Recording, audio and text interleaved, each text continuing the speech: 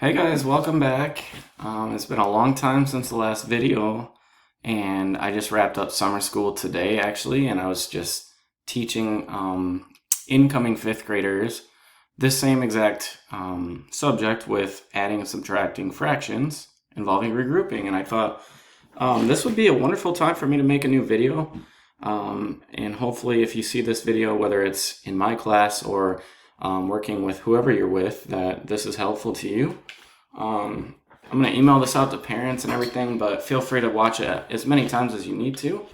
And hopefully it helps. So anyways, I made 2 slides. One of them is just steps to follow in vocab. The other one is a quick example. Then we're going to do 2 problems together. And I encourage you to pause it as you're doing the ones that you're doing on your paper, whether it's at home or in class, and look at what I'm doing and confirm if you did it the right way or not. And once you've got it down, stop watching. You don't need this anymore. So that's the goal. Let's get started.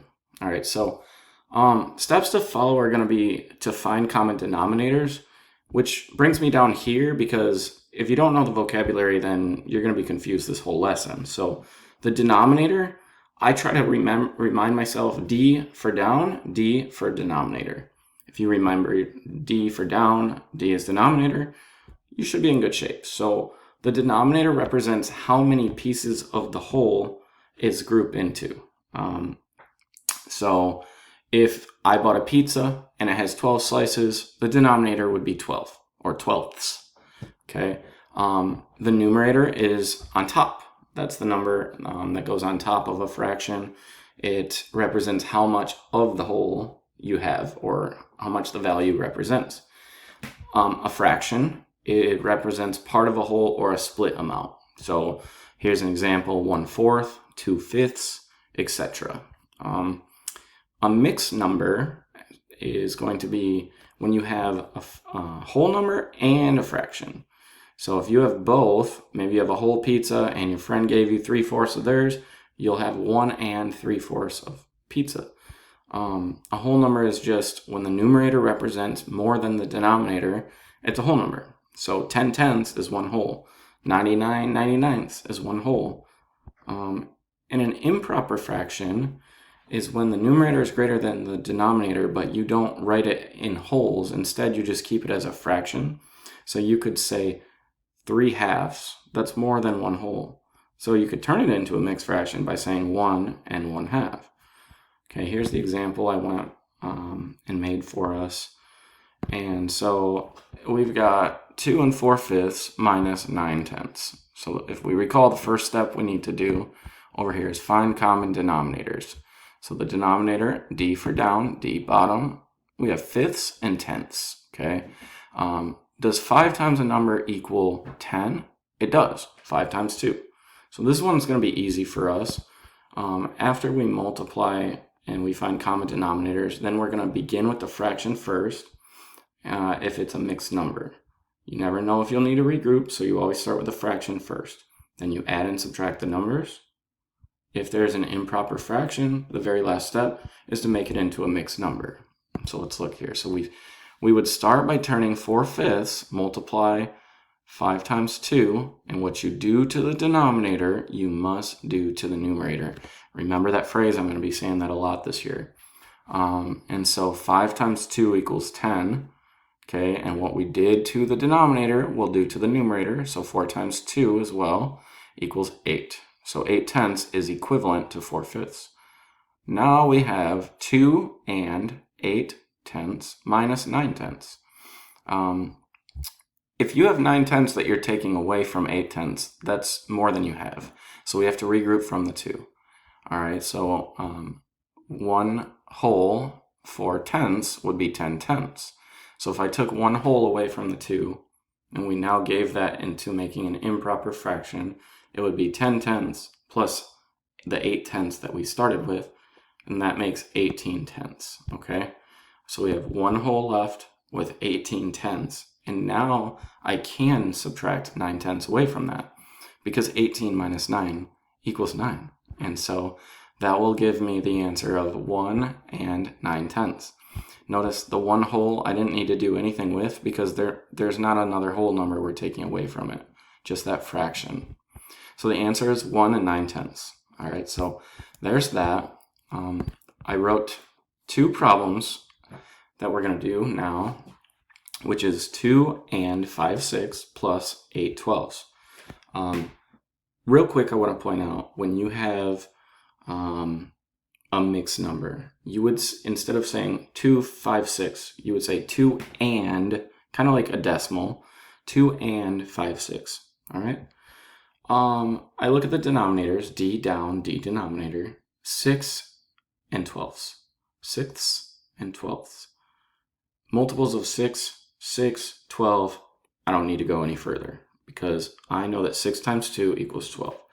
So let's go back to what I kept saying in that previous slide, which is what you do to the denominator, you must do to the numerator.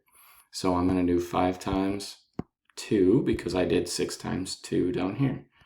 So 5 times 2 and 6 times 2 will give me my equivalent fraction in 12ths. So 6 times 2 is 12, and 5 times 2 is 10.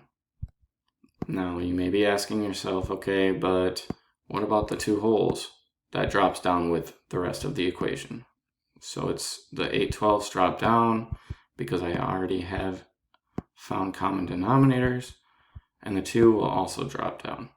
All right, so now we're doing 2 and 10/12ths plus 8/12ths.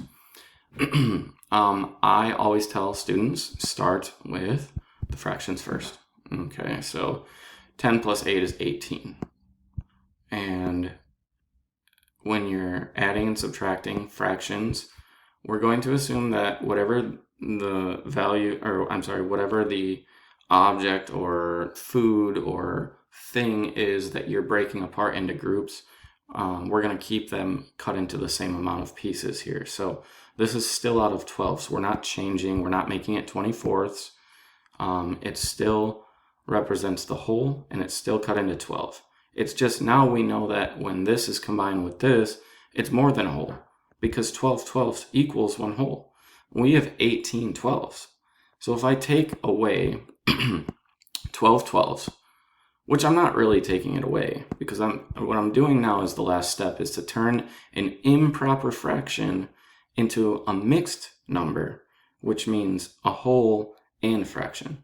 I have 18/12, which is more than a whole, so I need to take away 12/12, aka 1 whole, because that's going to be, in my answer, it's going to be 1 whole here, plus the 2, so I can't forget that.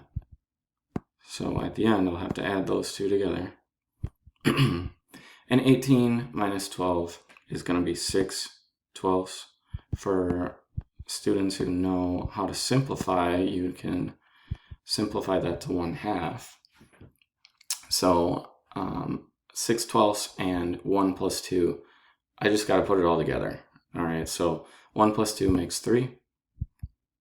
And 6/12 can be simplified to 1/2, or you could just write 3 and 6/12. But I prefer simplifying when I can. And then you would write whatever the unit is after, okay? So just to confirm, we started by finding common denominators. We made 6 into 12ths. We did the same thing that we did to the denominator, to the numerator, and then we started with our fractions. 10/12 plus 8/12 equals 18/12. We turned that into a mixed number by saying, how many wholes can I pull out of 18/12? I can pull 1 whole out, and I'll still have 6/12 left. Okay, and then I took that 1 whole, and that 6/12, aka 1/2, and I added it to the 2 wholes that we had. And the final product gave us, well, the final sum gave us 3 and 1/2. All right, so 3 1/2 was our answer there. Now over here, this would be a good time for you to pause the video if you're watching along and see if you can do this next one with no help. All right, but I'm going to keep going. And so I see thirds and ninths. And then I think to myself, what are the multiples of 3? 3, 6, 9, 12. Oh, 3 times 3 equals 9. So I can easily turn this into common denominators by saying 3 times 3. And what you do to the denominator, you must do to the numerator. So I'm going to do 1 times 3. All right, so my equivalent fraction or mixed number over here would be 1 and 1 times 3 is 3. And 3 times 3 is 9. And now I'm ready to do the actual equation. So if you want to write it down here so it's not sloppy and you keep track, I encourage you to do so. So we have 6 and 1/9 minus 1 and 3/9. Okay. If we look at the numerators, we want to start with the fractions first, right? 1 minus 3, I can't do that. Okay, so then I have to come over here and I'm going to take a 1 whole and I'm going to give it to make it an improper fraction so that I can now take away 3 from, let's see what this gives us. So that 1 whole that I just regrouped from the whole numbers is, well, 9/9 equals 1 whole, right? So we had 1/9 already. So it's 1/9 plus the 9/9 that we regrouped from the whole, which makes 10/9. And I can take 10/9 and subtract 3/9 away. So if, you'll start to ask yourself, okay, what's 10 minus 3? It's 7. And so I'm going to get 7/9 is a part of my answer. And then 5 wholes minus 1 whole would be 4 wholes. And I spent more time over here because I wanted to break it down and go slower, but hopefully by now at this part of the video, you're kind of understanding how to do this. And so I always encourage people, double check, circle the symbol even to help make sure you're not adding when you should be subtracting. Double, triple check your work, and as long as you put forth your energy and effort into focusing on minimizing mistakes, asking yourself, does this answer make sense? You should be good to go. Watch this video as many times as you need to help, but I hope this is encouraging for you. You can watch any of the videos that I've put together throughout the course of 5th grade, and you hopefully will be able to pick it up sooner rather than later. So can't wait to see you next. Who knows what the next video will be, but it's Mr. Lilly signing out.